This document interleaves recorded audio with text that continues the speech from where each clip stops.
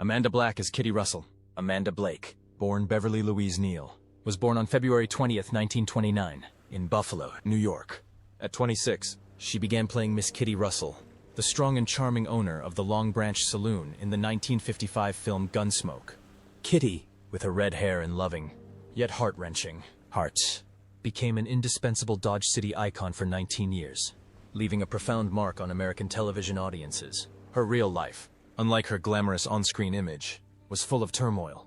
Blake, a heavy smoker, was diagnosed with oral cancer in 1977. She underwent surgery, after which she became a spokeswoman for the American Cancer Society. Her marital life was turbulent. 5 marriages failed, including her 5th husband, Mark Spaeth, who died of AIDS-related pneumonia in 1985, leaving painful questions about the cause of her subsequent illness. After Gunsmoke's death, Blake retired and lived in Phoenix, where she focused on caring for wildlife. Along with her former husband, Frank Gilbert, she helped develop a captive breeding program for rare cheetahs and co-founded one of Arizona's largest animal conservation organizations. She raised funds and advocated for the conservation of numerous endangered species, demonstrating kindness and a deep passion for nature. On August 16, 1989, Amanda Blake died at the age of 60 in Sacramento from AIDS-related hepatitis. Her tragic end was initially thought to be throat cancer. Her net worth at the time of her death was approximately $1 million, largely due to her long-acting career and the immortal image of Kitty Russell. Bert Reynolds' Jocko Quint Asper. Bert Reynolds was born on February 11, 1936, in Michigan. At the age of 26, he starred as Quint Asper in the 1962 film Gunsmoke, playing the strong yet sensitive Comanche blacksmith. Reynolds quickly made his mark on the small screen with his rugged, captivating personality. Although he spent only 3 seasons on Gunsmoke, the role of Quint opened the door to Hollywood, transforming him into a superstar in the 1970s and 1980s. Beyond the spotlight, however, Reynolds' life was filled with tragedy, failed marriages, especially his costly and highly publicized divorce from Lonnie Anderson, damaged both his spirit and his finances. Reynolds once admitted that he never truly let go of his feelings for Sally Field, a deep, yet unrequited love that left him with immense regret. Furthermore, the pressures of being a movie star, with the constant need to maintain a masculine image, led Reynolds to repeatedly break down due to loneliness and mental health crises. Years of non-stop action film acting also took a toll on his health. From a fall during a rescue mission to a serious jaw injury in the 1984 film City Heat, he had to contend with a long-term addiction to painkillers, coupled with anxiety and hypoglycemia, which further weakened his health. In 2011, he underwent open-heart surgery that saved his life. Since then, his body has been steadily declining, no longer strong enough to meet new challenges. In his private life, Reynolds once possessed an enormous fortune thanks to record-breaking salaries and investments in theaters and restaurants. However, failed business deals, divorce costs, and mounting debts bankrupted him in the 1990s. Reynolds was forced to auction off many of his assets, including the famous ranch where the film Smoothie and the Bandit was filmed.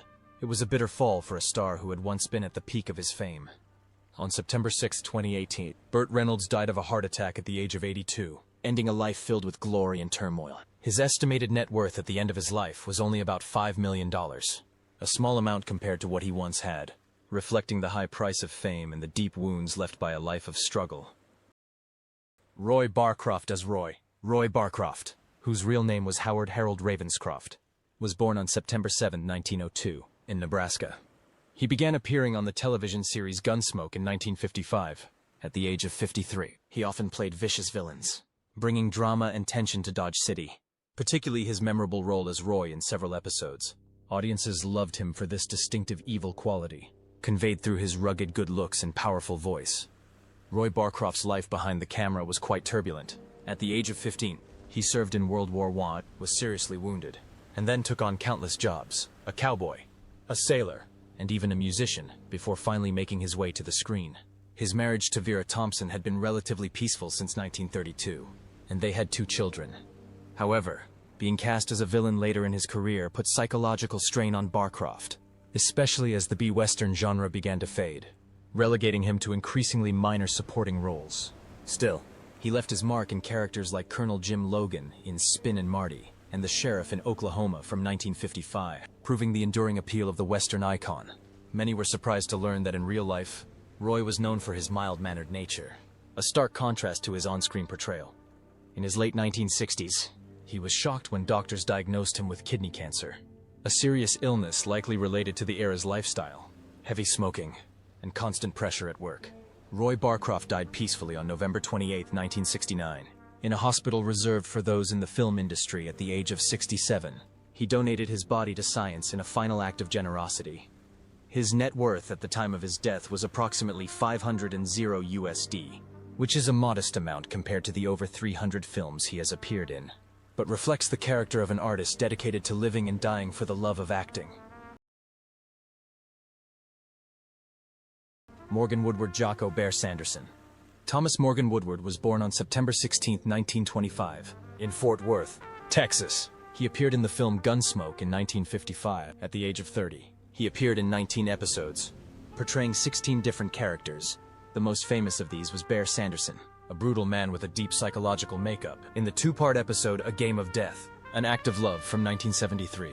With his impressive physique, booming voice, and cold stare, Morgan became a familiar face of westerns, specializing in tough, brutal villain roles, bringing an undeniable menacing presence to Gunsmoke. Morgan's off-screen life was also turbulent.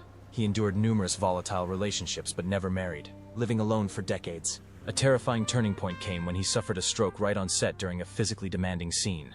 This affected his speech and forced the crew to halt filming.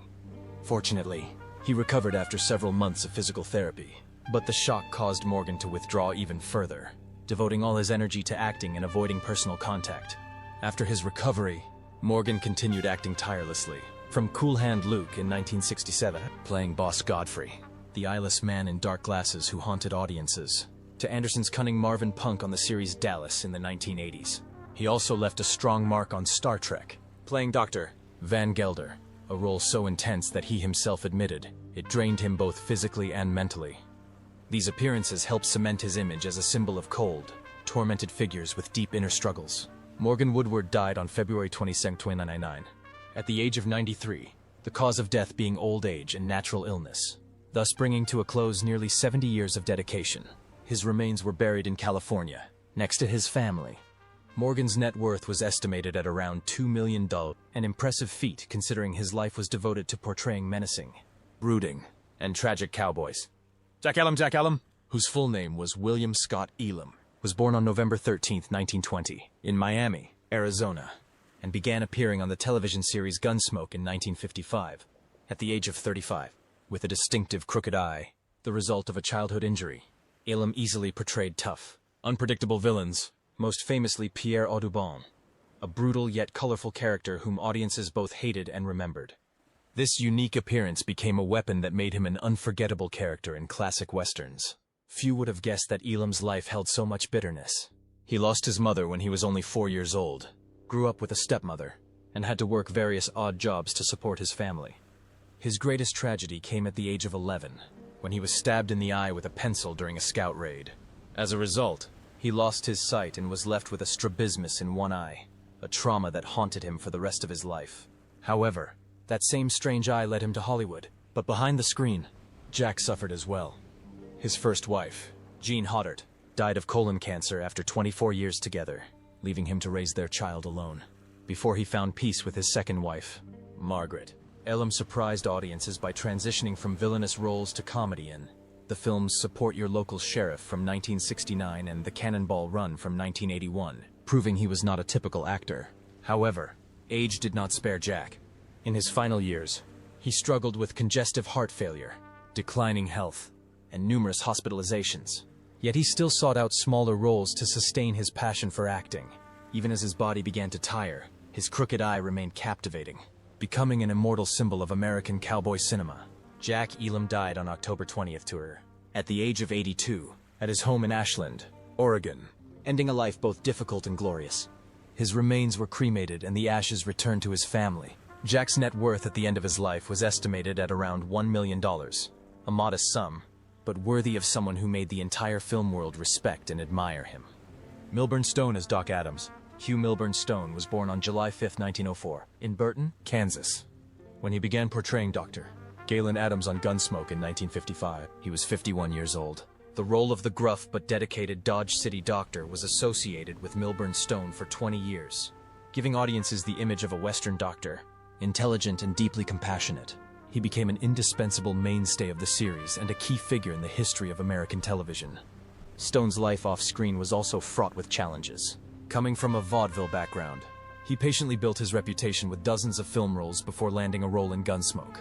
The pressures of a long shooting schedule, combined with age, caused his health to gradually deteriorate. The worst came in 1971, when Stone had to undergo emergency heart surgery and take several months off from filming, though he still tried to return to finish the role of Doc until the series concluded. In his marriage, Stone had 2 stints with Jane Garrison, separated by a brief divorce, but they eventually found each other again. His daughter, Shirley, was from his first marriage to Ellen Morrison, who died in 1937. Family troubles, combined with a demanding work schedule, may have quietly eroded his health, even though he had no serious addictions or high-profile scandals.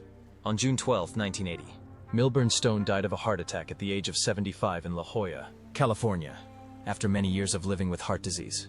His net worth at the time of his death was estimated at approximately $2 million, reflecting the fruits of his love of his profession and his complete dedication to the American television audience.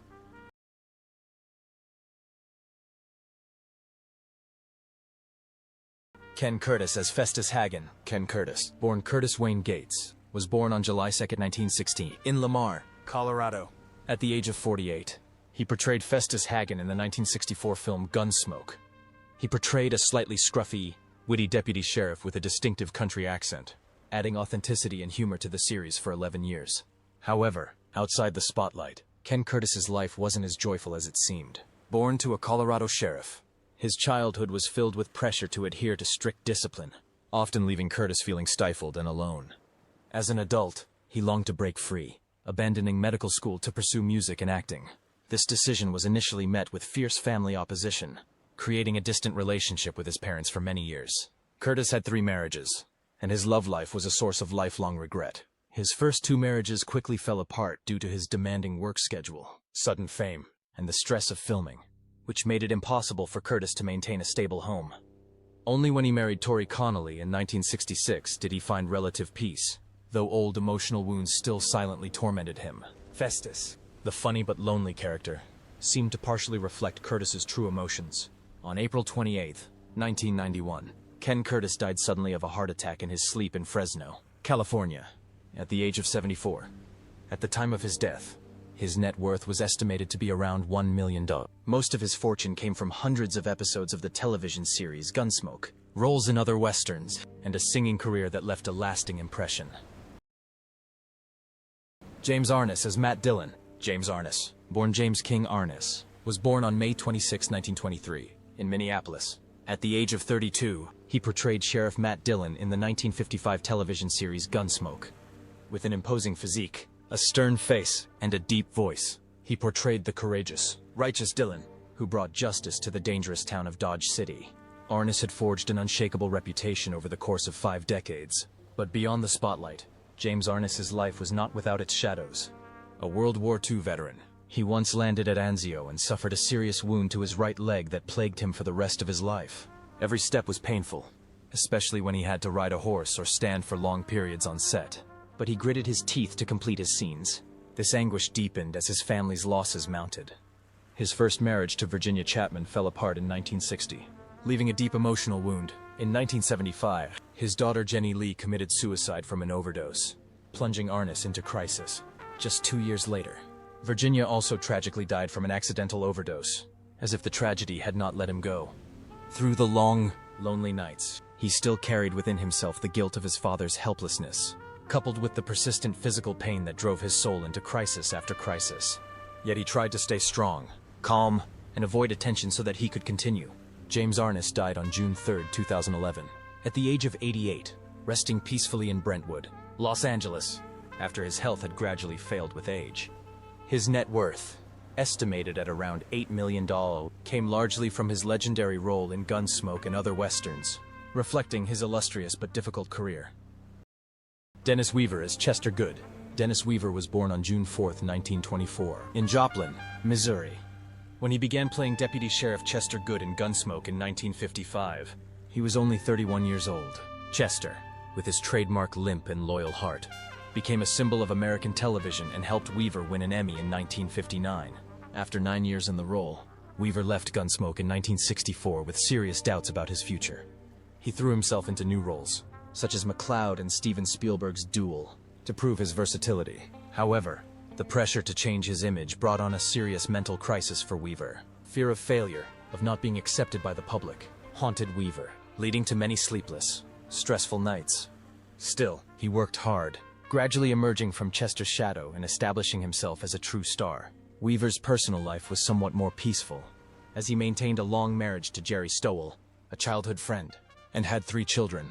However, in 2003, he suffered a devastating blow when his daughter-in-law died in an accident at a Santa Monica farmer's market. The trauma tormented the family for years.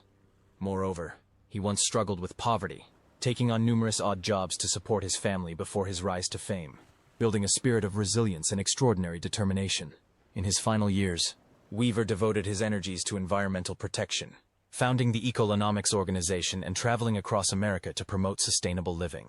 However, during this same period, he faced a long, painful, and exhausting battle with prostate cancer.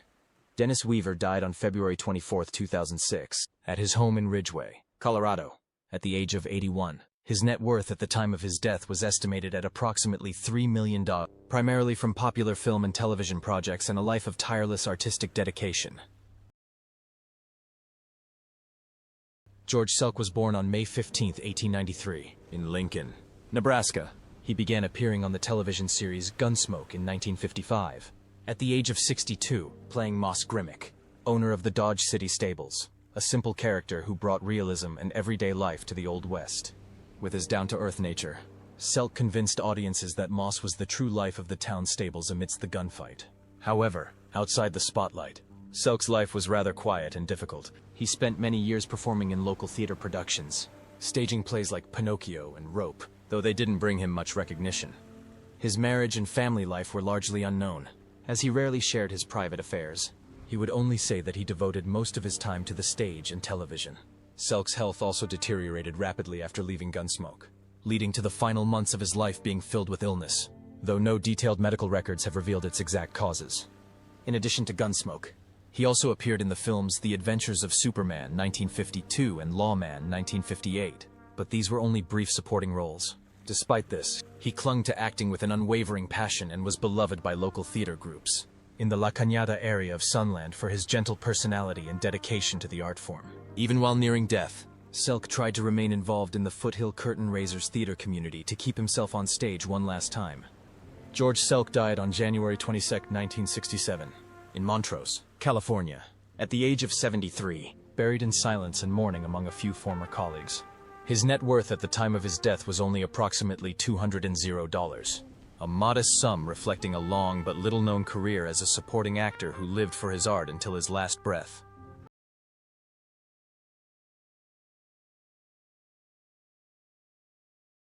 Victor Francusciaco Eben Lucan. Victor Edwin French was born on December 4, 1934, in California. He was only 32 years old when he joined Gunsmoke in 1966. He played Eben Lucan, a stern man with a hidden kindness. The character was beloved for his powerful build, deep voice, and face marked by sadness, which made him both intimidating and likable. However, Victor French's life behind the camera was far from peaceful. He endured 2 failed marriages, leaving him with the burden of supporting 3 children while working a grueling, relentless filming schedule. The stress of providing for his family and the pressures of fame led him to turn to smoking as a toxic coping mechanism that persisted for many years. While he seemed to be reborn with his role as Mr. Edwards in 1974's Little House on the Prairie, and later shown in Highway to Heaven, opposite Michael Landon, Victor secretly battled a smoking addiction that was destroying his health day by day. In 1989, while filming live-action scenes for Rock-a-Doodle in Dublin, Victor was diagnosed with advanced lung cancer. 3 months of battling chemotherapy and pain could not save his body, ravaged by decades of smoking. Victor's death left even Michael Landon, his closest co-star, mourning the loss of his talented but deeply unhappy friend. Victor French died on June 15, 1989, at the age of 54, leaving behind an estimated fortune of approximately $1 million. A modest sum compared with his brilliant career, but enough to support his 3 children, whom he always loved.